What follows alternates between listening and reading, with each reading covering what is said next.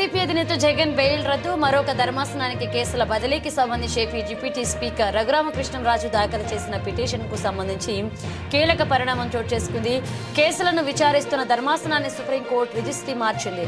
గతంలో విచారణ జరిపిన జస్టిస్ అభయ్ ఓకా, జస్టిస్ పంకజ్ మిట్టల్ ధర్మాసనం నుంచి జస్టిస్ వివి నాగరత్న, జస్టిస్ సతీష్ చంద్ర శర్మ ధర్మాసనానికి మార్చింది.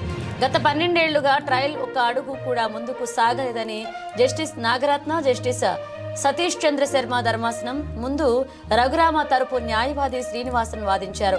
గత 10 ఏళ్లుగా ఒక డిశ్చార్జ్ అప్లికేషన్ కూడా డిస్పోజ్ చేయలేదని చెప్పారు.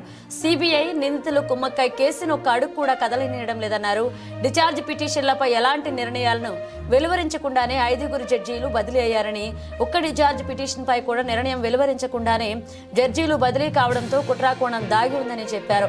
ఈ నేపథ్యంలో కేసు విచారణను వేరే రాష్ట్రానికి బదిలీ చేయాలని కోరుతూ పిటిషన్ దాఖలు చేశామని, అయితే బదిలీ సాధ్యం కాదు అని గత విచారణ సందర్భంగా సుప్రీంకోర్టు స్పష్టం చేసిందని, అందువల్ల కేసు విచారణ పూర్తి స్థాయిలో జరగాలని కోరుకుంటున్నట్లు రఘురామ న్యాయవాది తెలియజేశారు.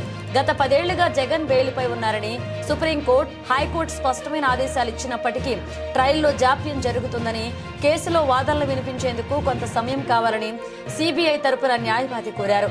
ఈ కేసును హైకోర్టు మానిటర్ చేస్తుందని, కేసు అక్కడ పెండింగ్ లో ఉందని జగన్ తరపు న్యాయవాది ముకుల్ రోహిత్ కి తెలియజేశారు.